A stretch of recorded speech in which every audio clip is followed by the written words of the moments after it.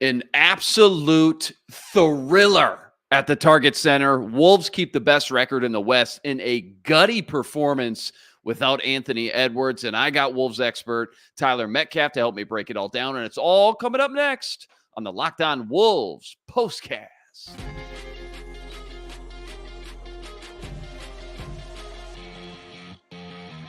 You are Locked On Wolves POSTCAST, part of Locked On Minnesota on the Locked On Podcast Network. Your team every day. Wolves win a wild one versus OKC to stay atop the West, 106-103. They moved to 13-4. They're now 7-1 at home.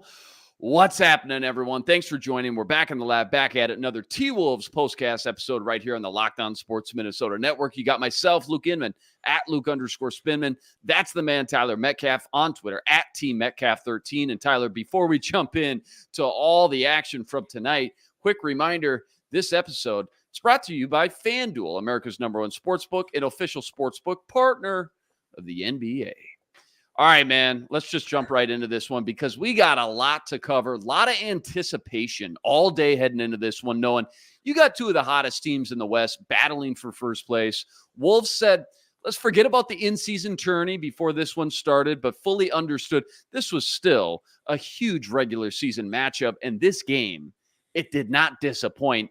Absolutely gritty, energetic, entertaining game down to the wire. And in the end, it was the Wolves who, I guess, win the battle, but potentially lose the war with Anthony Edwards leaving the game. And I know he's going to be the atopic, the health of Ant. He took a nasty spill with 3 minutes left in the third. Rest assured, we're going to spend plenty of time on all that. But first and foremost, Tyler, just give me your big headline from this one, your biggest takeaway from tonight's win over the Thunder. What should tomorrow's headline read?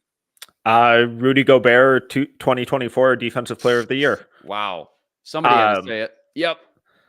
This is the best he's played defense in his entire career. And I know that's saying something given the absurdity that he was in Utah, but he was not moving in space on the perimeter this consistently there. And the way that he is impacting the entire game night in and night out on the defensive end of the floor is absolutely absurd. It was in the fourth quarter, that series against Chet Holmgren, where he closed out to the corner, contained the drive, contested the mid-range pull-up. They get the offensive rebound. He scrambles back, contests another pull-up, contests at the rim. He covered almost the entire court in that one possession. He was absolutely outstanding tonight, and Troy Brown Jr. was a godsend. He was so incredibly good for them tonight. I'm going to ask you a little bit more in depth on both those guys here in a second, but Ant, okay, he scores 9 in the first half. Then he comes out, puts 13 of the team's 18 points up in the third period. Before he left, he went down hard on the right hip, stayed down for a while until he got up on his own, shot his free throws, and then he went to the locker room, just limping the entire way, obviously hurt, obviously struggling. He came back on his own power, a little bit of a tease. We didn't know if he was going to try to come back in the game. He did not. Obviously, his health is going to be the atopic the next 24 hours until we get official word or status. Any latest on Ant via Twitter or anything like that you've seen on Ant so far? I don't believe so. I think all that I've seen was like we were talking about before we went on air, that Chris Finch called it a hip contusion. Mm-hmm. So that's a fancy word for a bruise, basically. So we'll see. And that could have been so much worse. That's such a dirty play. The slide under charge, the fact that the NBA hasn't outlawed that yet, given everything else they're legislating from the game, is absurd. It's the most dangerous play in the game, and yet this is what happens. They put their superstars at risk, and it's trash. It's not a defensive play, but it could have been a lot worse. I'm guessing he'll probably miss a game or two. Hopefully nothing more. But the bright side of it is that it's at the end of November, early December. Those are the games that he'll be missing, and it's not something longer lasting, and it's not something that's happening in April. Yeah, I mean, you could hear a pin drop, dude, at Target Center. I wasn't there. We'll talk to Jack Borman on the next game. I guess that'll be Thursday. He's there covering the game, but absolutely everybody, collective breath. Sounds like, again, maybe hopefully just a knock on wood, deep bruised, like you said, misses a game or two. And again, you're already missing Jaden McDaniels, guys like McLaughlin, things like that.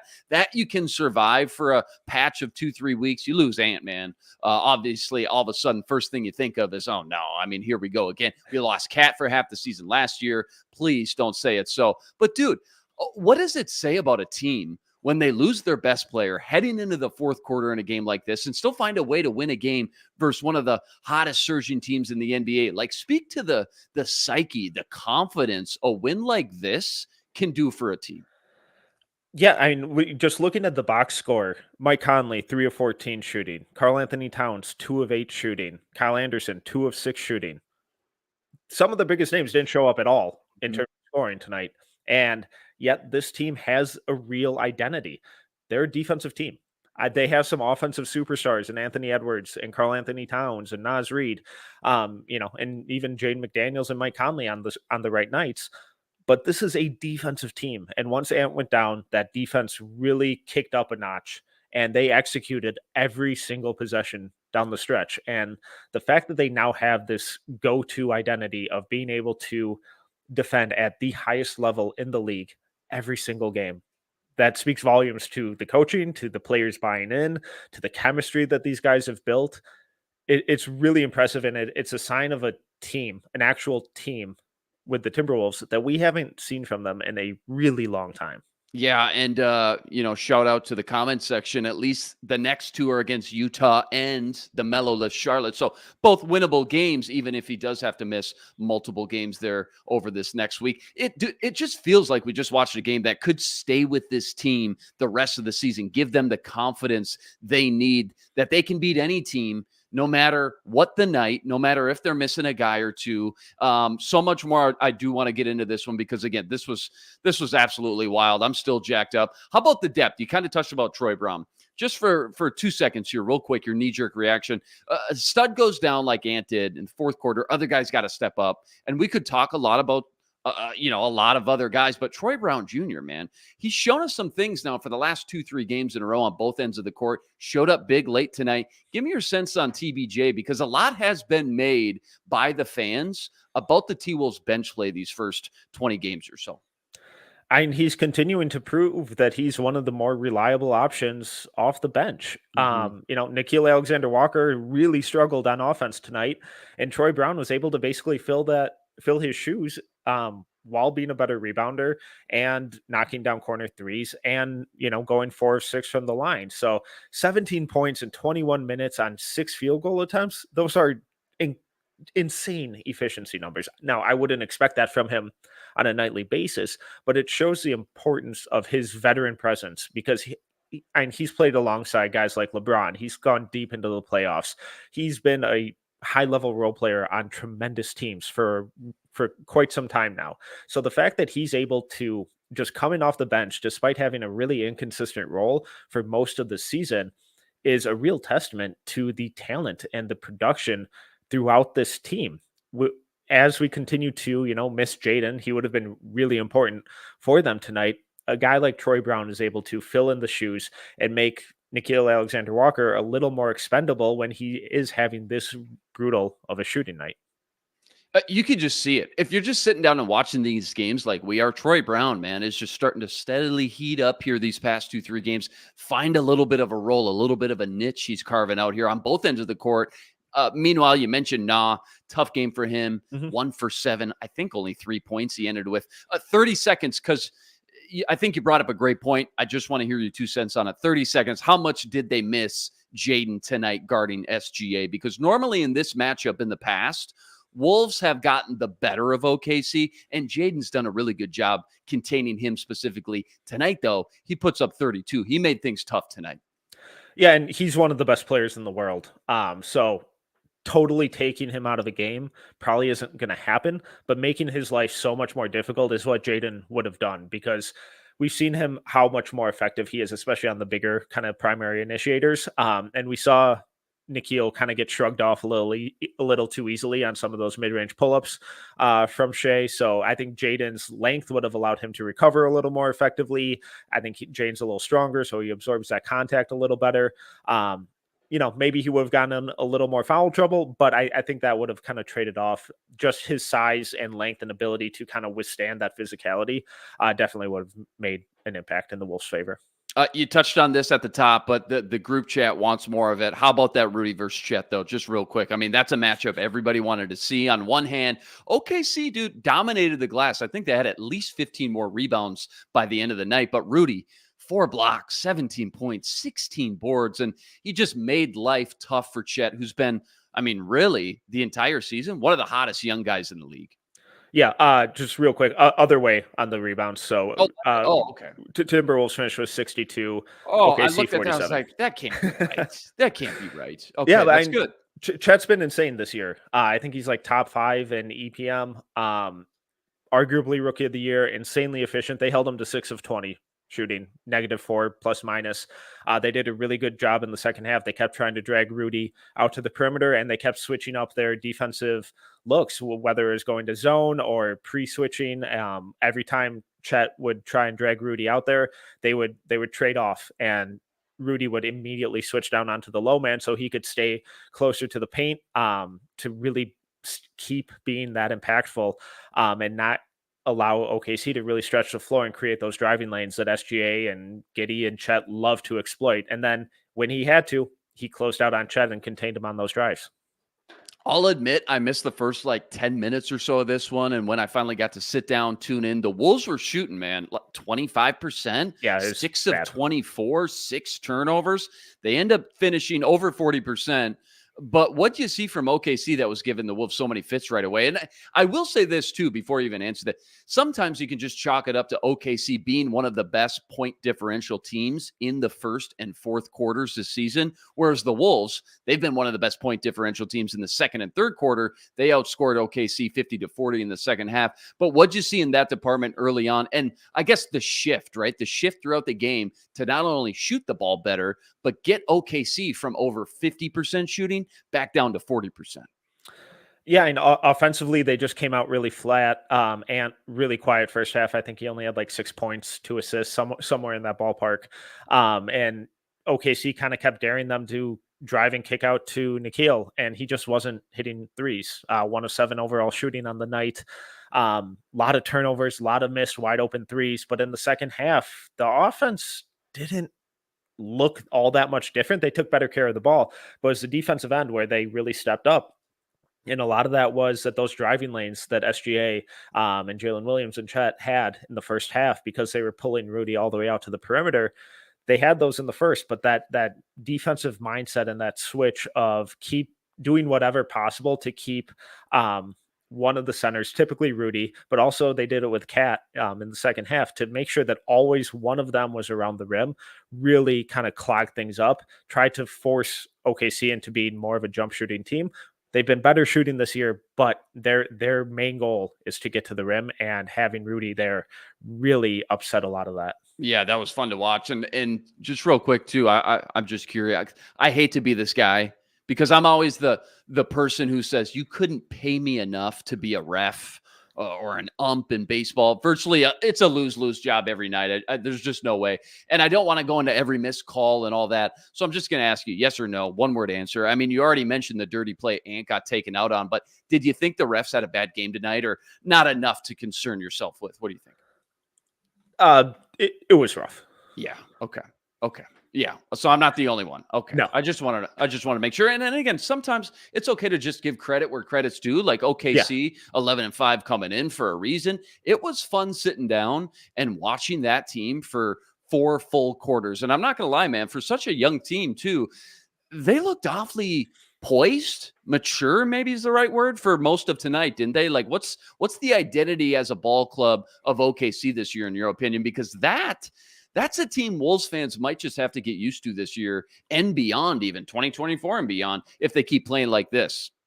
Yeah, and one of their big philosophies in terms of drafting these last couple of years as they've been rebuilding is to target guys with positional size and versatility, but mainly incredibly high basketball IQ. And you see it from everyone who's ever on the court with them. They're just constantly making the right read, the right play. Maybe the shots don't always go in. Maybe they throw the ball away, but 99% of the time, those guys are making the right read, the right rotation, the right pass, the right kick out, all of it. And that's really what they hang their hat on. And then you combine that with an incredibly high level coach in Mark Daigneault, and you get a lot of really fun basketball from them. So Wolves did an awesome job of limiting them in terms of shooting efficiency, but the style of play that they play with on offense is really replicable, kind of similar to how the Timberwolves are on defense.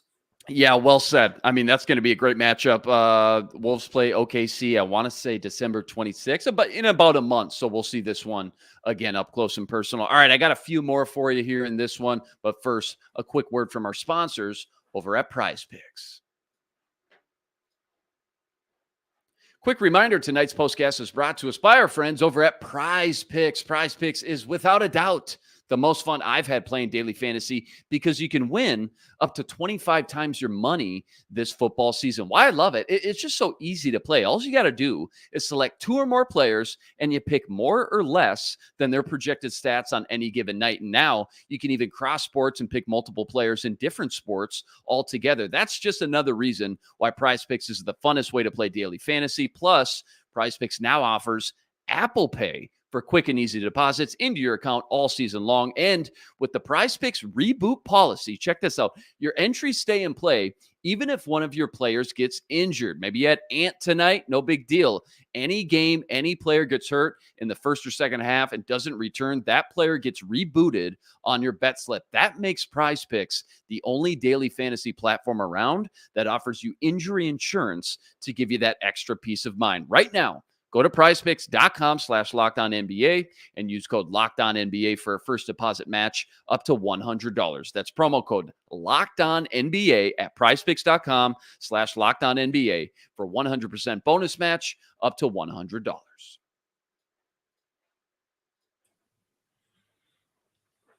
Our guy, Jack Borman, obviously joins us on most of these podcasts as well. Tweeted out before the game, Chris Finch took the in-season tourney off the table, quote unquote, tonight. And he just admitted that given all the different scenarios, right, needing 20-plus point wins, etc., they were going to treat this one just like a regular season game. He did preface, of course, that doesn't mean that we aren't taking this one seriously or anything, but that they weren't going to try to run up the score at the end late in the fourth quarter. I'm just curious what your thoughts were when you heard Chris Finch's game plan tonight as far as that goes. Yeah, and it made sense. I think they needed to win by like 38 to pass the Suns in terms of point differential, which it wasn't going to happen. Right. But it didn't seem like the players got that memo. No. They were playing incredibly hard. They were playing like it was a single elimination game. And that's what you want to see when they come and play the top of their conference. And when it comes down to seeding at the end of the year, we always look back and there are a couple games that separate the bulk of the playoff teams. And this could be a big differentiator. And having that win and doing it in a similar fashion to kind of how they beat them down in the play-in game last year with overwhelming size, dominating them on the boards, really controlling the paint, especially on defense. That's really reassuring that they have a proven path to success. And they did this without Jaden McDaniels and without Anthony Edwards for most of the third and fourth quarter. I gotta ask, because I'm out of the loop apparently. Why'd we boo Josh Giddey every time he touched the ball tonight? Like, what's the deal? What did I miss? There are some investigations going on about him potentially having a relationship with an underage female. Okay, that's great. All right. Sorry I asked, honestly. All right. I don't know if you saw this one, by the way. The Athletic, I just want to pull it up real quick. The Athletic, they just came out with their new NBA power rankings. Obviously, this is all super fluid night to night, right?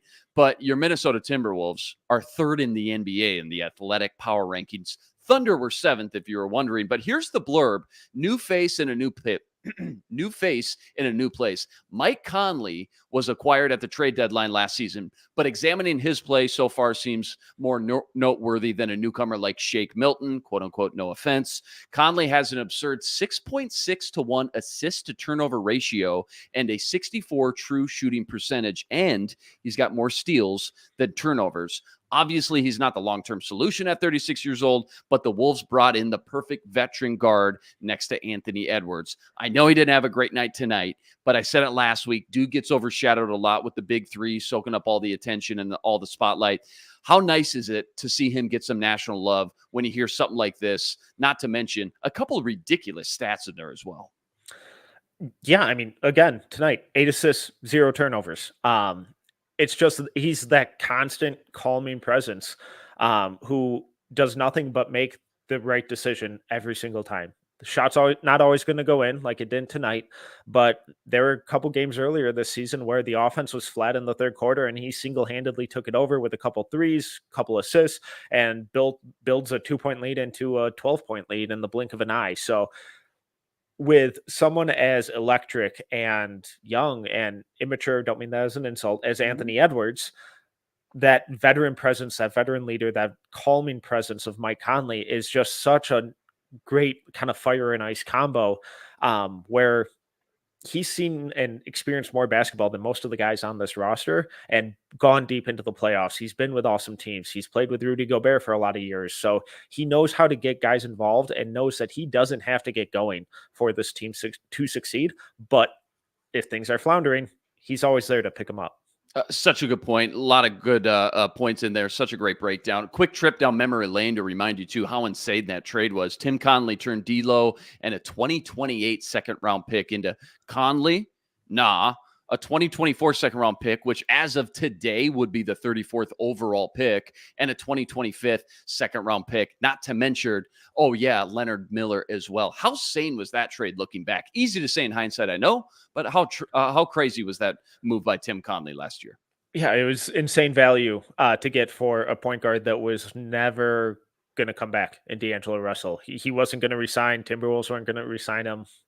And the fact that they're able to get a guy like Mike Conley, who is so low maintenance and just does his job, doesn't complain. You never see him complaining or crying to the refs. He gets a foul call on him. He might shake his head, and that's pretty demonstrative for him.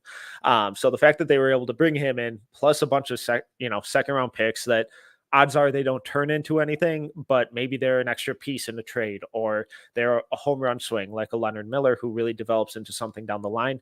It's just more room for error for this team that, especially, looking forward terms, salary cap wise, they're going to need some cheap pieces who can contribute. Maybe that's what some of those second round picks turn into. Low maintenance for Mike Conley. I love that explanation and description. So true, so accurate. All right, couple more quickies to close right after a quick word from FanDuel. Quick reminder, tonight's episode brought to you by FanDuel, America's #1 sportsbook and official sportsbook partner of the NBA. Right now, new customers get $150 in bonus bets with any winning $5 money line wager. That means all you got to do is find the best money line wager you like, put down $5, you win that bet, you're getting $150 in bonus bets back. So if you've been thinking about joining FanDuel, no better time to get in on all the action. The app, it's so easy to use.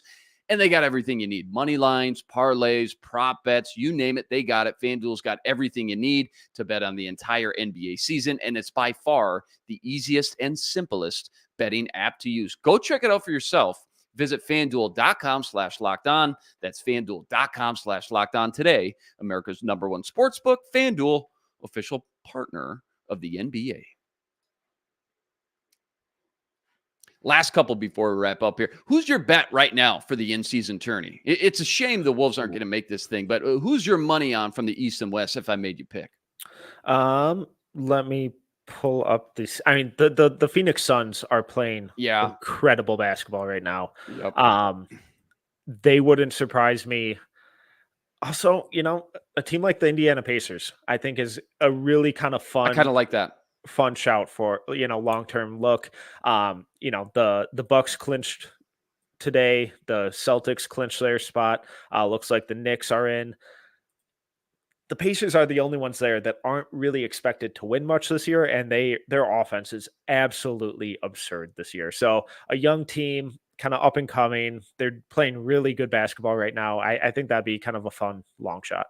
No, I love that. I always pick your brain on this one too to close. Just what's going on in the rest of the league right now? Anything new just kind of jumping out to you when you think about the Wolves right now in the West? I should say all alone at the top of the West right now after that huge win. What's sticking out to you the past 72 hours or so since the last time we spoke in the NBA? This is shocking to me, but the Houston Rockets are really good. Wow. It's kind of a bummer because they the last couple of years they've been a really nice kind of guaranteed win. But they kind of similar to the Timberwolves. They have this identity of really tough-nosed, defensive first basketball, and Ime Udoka is doing a really good job with that group down there. Dylan Brooks, none of us, are a big fan of him. Right. But he's playing really good right now. Fred Van Vliet, excuse me, is making his presence felt. Alperen Şengün is playing incredible basketball down there for them. So they're 8-6 right now. They're real close. It's like a 7-point game with a minute and a half left against the Mavericks right now. I don't think they're title contenders, but they're unfortunately a lot better, and they're going to be a tough out than I was anticipating. Well said. Well done tonight, as always. Absolutely thriller tonight at the Target Center. Wolves win a huge one versus OKC. They moved to 13-4 on the season. They're 7-1 on home. 106-103 victory tonight. Anthony Edwards, of course, he goes down. Sounds like a hip contusion from Chris Finch. We'll keep you posted on his status. Hopefully, though, just something he only misses a game or two. As always, huge shout out to everybody who joined tonight's postcast. Rest assured, we'll be back each and every game, same time, same place, right here to break it all down. Quick reminder as well, go check out all Tyler's work on Twitter. Tyler, tell him your X handle and then anything you got coming out over the next few days that you've been working on. Yeah, you can follow me at Team Metcalf 11. All my stuff is over at canishoopus.com. You can find my stuff on Twitter or X or whatever you want to call it. But hopefully soon something on Rudy Gobert's defense, and then Anthony Edwards' pick and roll creation kind of evolution. So love it. Love it. Always love to pick your brain and read that stuff over there. Can't wait to check that out. That'll do it for us tonight, though. Next on deck, we got the Utah Jazz this Thursday back at the Target Center. Tip-off 7 p.m. Central Standard Time. Join us again right here for the entire recap. Follow all our work over on the Locked On Sports Minnesota Network. And one more plug, if you haven't already, go check out Ben Beacon over on the Locked On Wolves podcast as well. He's Tyler Metcalf. I'm Luke Inman on Twitter at Luke_Spinman. Until next time, signing out.